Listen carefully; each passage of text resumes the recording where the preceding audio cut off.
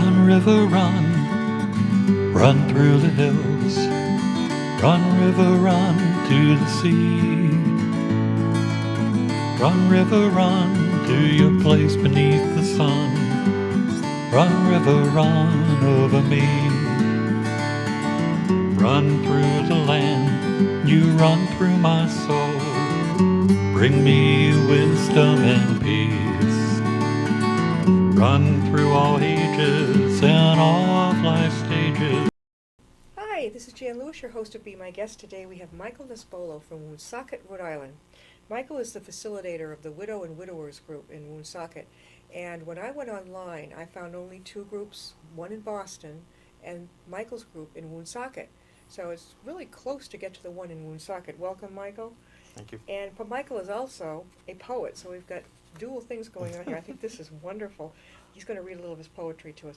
Michael, how long ago did you open the group? 2011. So it's been. It was actually September 11th. It was weird because it was weird that just happened to be that day. One of my friends keeps in my group always lets me know, oh, it's just September 11th. Then so. In 2011. Yes, that's correct. Now, your wife had passed just before that? Yeah, she passed in May of 2010. Mm-hmm. Very young, I'm 45, sure. yeah. 45 years young. Yeah, from lung cancer. Lung cancer.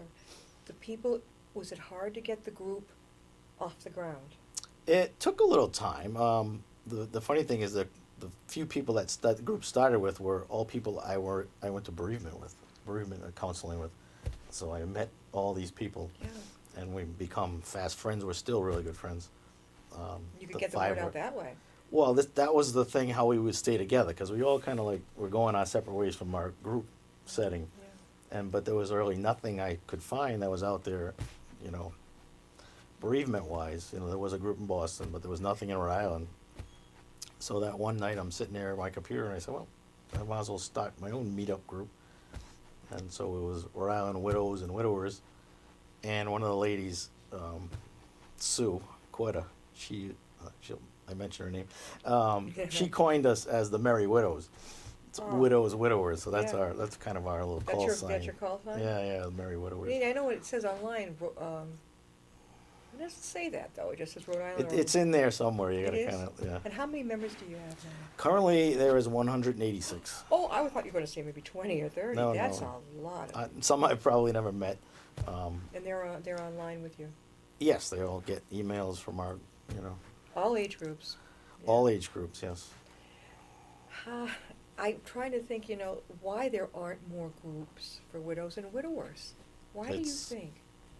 I don't know. I have people that will that schedule meetups and things that we do.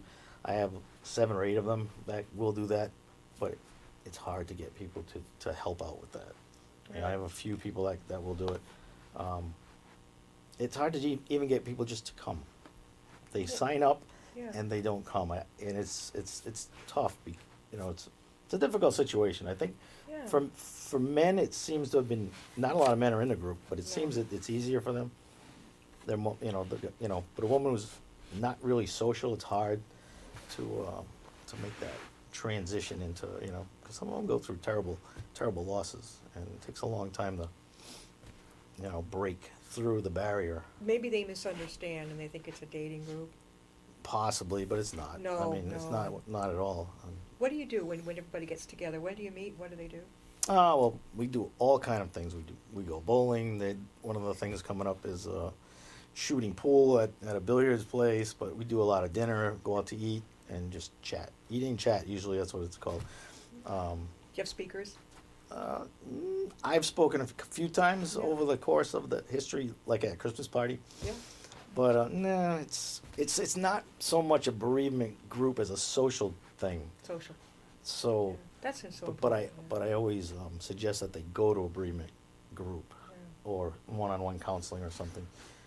I see in the newspaper grieving support. Yes. That's Grief not support social. group. That would be more of a serious group. That's more of a serious group, which, like I said, I went through that I went to the group at Home and Hospice around for 18 months. It's 6-week sections for 18 months, and that's how I met some of my really close friends. Yeah. And Was your wife in hospice at the end? at the end, yeah, she was at hospice on Hospice is care. still a mystery to a lot of us. What was that like? It was wonderful. Really? Oh my God, they, I got to keep her at home, Yeah. and the nurse would come at the end every single day, and the woman would come and tend to her needs. That's But cool. I was able to stay home with her for the last 2 months and take care of her myself, and she passed right in her bed. You at have home. children? I have two. They were adult children. I have a son, Michael, and a daughter, Melissa. How old are they? Michael's 25, and Melissa's turning 29 in a couple weeks. Well, I have one who's 23. I have a son. And So she you got just- the millennial kids too. I do, and she just got engaged. Michael, Oh, so congratulations! yeah, Mazel so- tov. That's right? great. That's wonderful. Good for So you're her, going to be a father-in-law. Yeah, soon. You I don't know gain- when, but they You'll haven't gain said another a son. date. She's only I'll 20. gain another daughter, actually. Oh, it's your son who's engaged? No, my daughter's engaged, so Okay, I got you. I'll gain another daughter. Okay. I have many adopted children Yeah. through my process in life. My son has special needs. He's autistic. Yeah. So when he was in high school, we brought in this girl from his class she was a peer assistant to work with him through a program that she would get paid. And unbeknownst to us, they introduced us to her, and we went to school with her mother, my wife and I. We were high school sweethearts, my wife and I. Yeah. So Oh. yeah, so it was. Did she know? Did you see it coming, or? Yeah, we knew. She was She had been diagnosed, and it was. They gave her a year, and she actually lived for 2 years. So Do a she lot of the fought hard. people in your widow and widowers group have, well, I imagine different experiences? Very, very different experiences. And then working up as caretakers. Some of them, Mhm. like, you Yes. were a caretaker. Yes, I was for a short period of time. But yeah, I have one that, real good friend of mine, Dave. His wife got sick on a Friday night, and she was dead by the morning, just like that. Young? In her late 40s. Young, very Yes, young. Yeah. And then I've had the ones who have worked caretakers for their spouse for 15 years before Probably they in there, passed. senior citizens, yeah. Well, it's just a different kind of a illness, Would you say you have more seniors in there, or what's the age group? Yeah, there's a lot of seniors. What's senior? I'm 52 now, so No. Well, we have pushing to up. get, no, I'm Yeah. talking like over 75. yeah, no, not a lot. More in the, I would say more in the 40s to 60s, more in that range. Because, like I said, because what we do is there's more fun stuff. We try to keep it upbeat. We try to, but there's times where we'll cry, and Yeah. especially when somebody new comes and they, They're all. they tell their yeah. story, and you listen and That's what happens. You open the group, and then someone can tell their story if they're new. Do you Do you introduce yourself? Well, sometimes we will. It depends if there's a lot of new people or not. Yeah. But then sometimes it's just, it's a wonderful group, and sometimes there's too many. Yeah. Like we're going to Murphy's Law next Friday night. and Murphy's Law. What's that? It's a pub In Woonsocket? in Pawtucket. In Pawtucket. So yeah, we have meetups all over the state. Do you ever come up just over the border in Duxbridge or Trying to think if we've done something in Mass. We've done some things in Mass. Blackstone? You're not far Yeah. from us at all. No, and I have a lot of people from Massachusetts that are in our Oh, group. okay, that's good too. If you're Yes, from I do Massachusetts. definitely have some people from You Massachusetts. don't have to be just from Rhode Island. Oh to my do God, this. no, not at all. So you do have them from Mass. And when do you meet? It's nothing is set in stone. It's whatever people post that that That want to people- do things. Mike, how can they get in touch with you about the group? We're on a meetup website, meetup.com, and you go under Widows and Widowers Group of Rhode Island, and there's hundreds and hundreds of meetup groups now. There are yeah. so many. I keep getting notifications like every month of a new group that just formed. Or it's a really nice opportunity. One of our members has his own meetup groups. That one's a chess club and one's a runners and walkers for a cause thing. So That's pretty active. yeah, they're active. Yeah. Now, let's get pretty into good. the other part of Mike Nespolo. You're a poet. I have become somewhat of a poet When did this start? after my wife died. It's just something started. just well, I wrote the thing for her headstone. I actually did her eulogy too. So that maybe that That word must have been really difficult. it was, but I Oh. just felt that I had to do that. Yeah. And I started writing it before she even passed. It was, it's just one of those things that Yeah. it's coming and you see it and it's like, what do you do? But yeah, Let's see some of this. let me poetry. share the one I have put on her headstone. Aw. Let's, all right. Jean, her name was Jean. You were taken from me while still in your prime, away off to heaven, well before your time. I honored and cherished you till death did us part, and now that you left, there's a hole in my heart. They say time heals all wounds. That's a bittersweet feeling, for only when we are reunited will my heart begin healing. So it's, and you read that at the eulogy, at the service. this we had a private ceremony for her, internment, and this was on her headstone. This is on her headstone. That's all on the headstone. Yes. Oh my God! I don't think I've ever seen a headstone that. It's not that, we have this beautiful grotto Yeah. in my backyard. Yeah. My grandfather built it. There's the statue of the Virgin Mother there, and in the planter, my father's ashes are buried there, and her ashes are buried there now too. So she's right in my yard. So right there. She's right in my yard. This was interesting. We had a from Rhode Island, Burrillville, the Historical Society and Preservation Society, and what they do is they go around very often. Besides meeting, Mhm. they cut this couple cleans off old gravestones way back in the 1800s. But what they taught me was that back in the older days, which is amazing what you just said, families would bury their loved ones in their backyard, and you're following that. I've never heard of that, and they allow that. Well, it's just the ashes, It's, oh, okay. It's just the So it ashes. you don't have to ask the town. Or No, you can do what you want with ashes. In fact, I think that's wonderful. I think part of me thinks that's the way it should be. People think it's strange, but I No. carry some of her right here, so No, that's always not with strange. me. Not strange. some do. Really? Yeah, I carry this. She's in here And with me. well, Uncle Joe's in the backyard. You know Yeah, my that- dad's there, and there's a space for me there when I die. So Well, those of us who have to travel miles to go see the different parts exactly, of the families, the family, yeah. and then to track down a lot of them too. Mhm. Now, read us some more poetry. Oh, He's got some pretty cool sneakers on too. I love these sneakers. thank you. I bought these when I went to Italy with my sister Deb.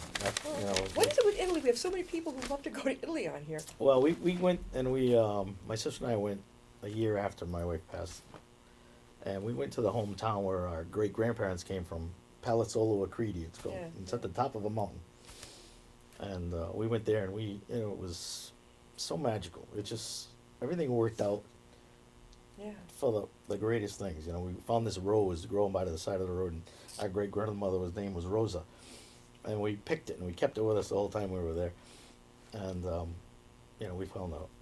We got somebody to take us to this hotel, and the guy found the owner of the hotel. He got us our private tour guide and took us around for 3 days, and it was like, It was good. that was wonderful. When did you go last? So that would have been 2012. Okay. But that was the only time I've How ever many been to people Italy. we've had on here? We had one guy who was he's written a book. Mhm. He's into the tourism. Well, go ahead, read us some more poetry. All right, so this is probably something I wrote on an anniversary of her death. Jean, not all the pain and sorrow, nor the grief of those left behind, can compare with the power of your love we feel when we think of you anytime. Though we may not see you anymore, we know when you are near. For the tears we shed are not for sadness, nor are they from fear. They are from the great memories we were blessed to share with you, the time that you were here. That is so good. Have you ever thought, this is a talent that not everybody has, No, have you yeah. ever thought of being a eulogist, poetic poetic eulogist, whereas you can, for the family, create the poem Wow. for the eulogy. No, that's not something I've ever thought of. It's funny because it's something that just comes, when it so and it, like the anniversary of her death will come, or her birthday, or something weird, and is coming, and all of a sudden it'll just, some of the verses will just come into my head, and they just come, and I don't know why, and then I work on it real quick, and boom, it's there, and it's like, wow. You have that ability, the instinct to do it, and I'm just saying, if you But were... it doesn't come all the time. No. But you never know. No, you never know. If you grease the wheels. Yeah. You got another one, go for it. Oh my God, do you want to hear more? Oh, sure. Okay.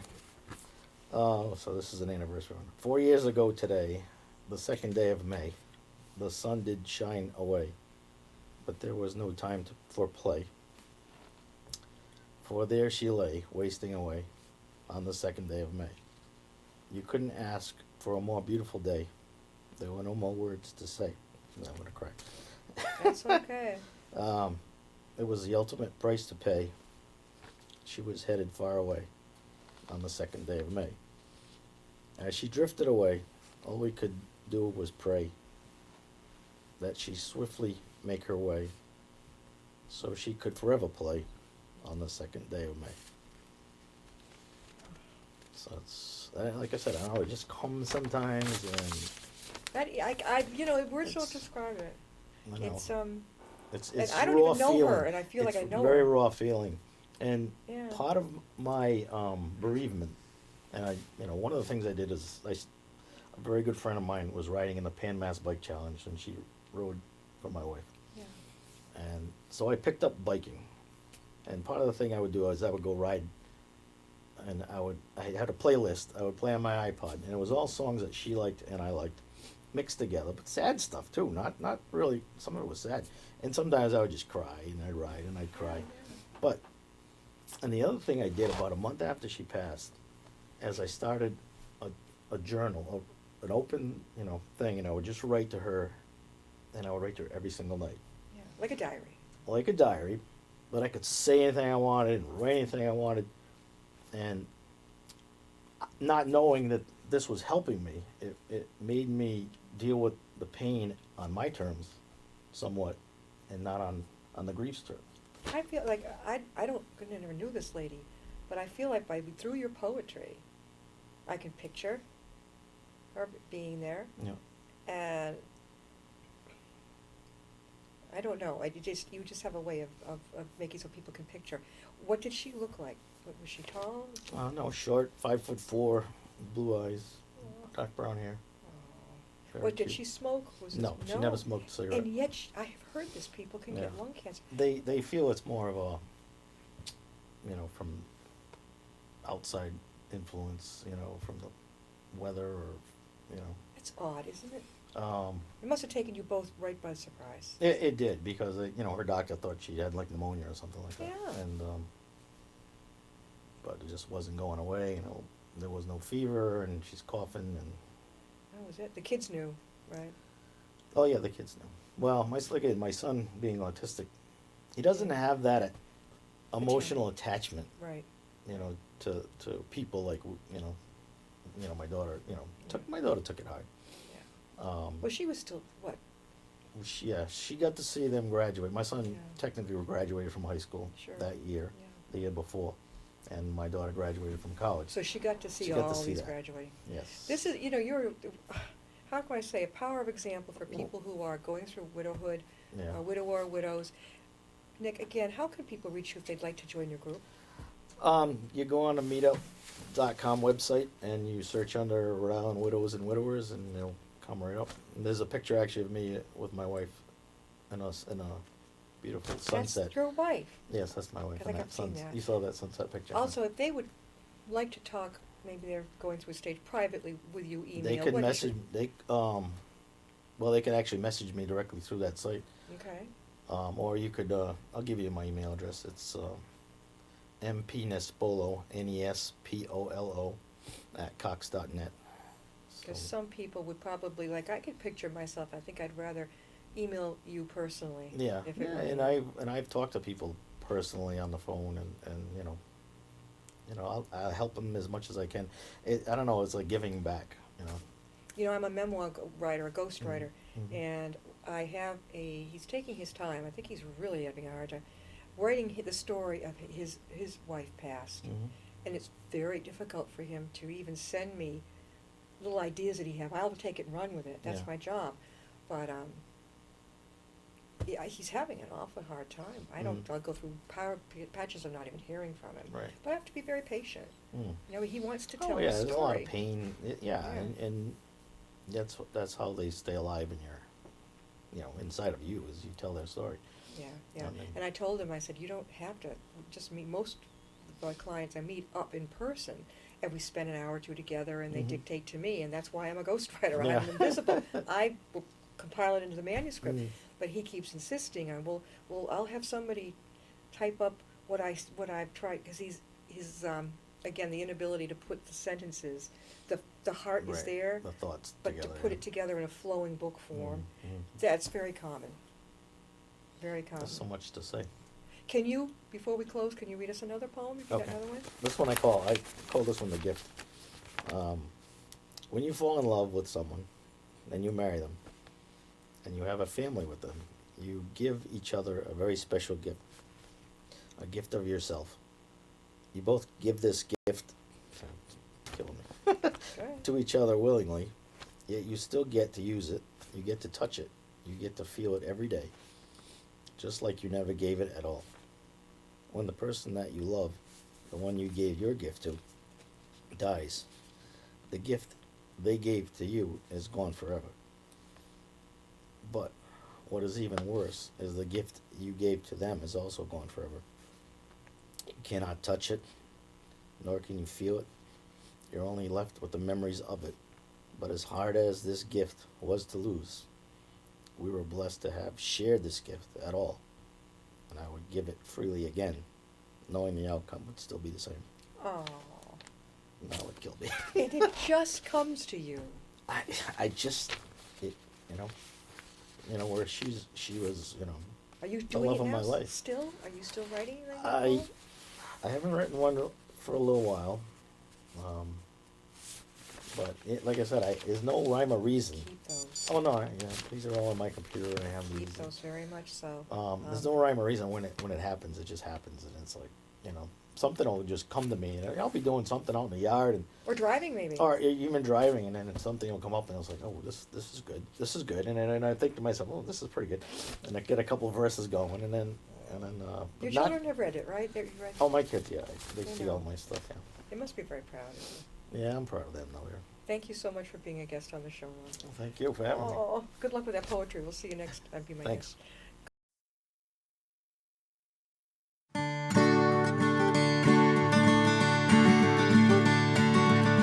Run, river, run, run through the hills. Run, river, run to the sea.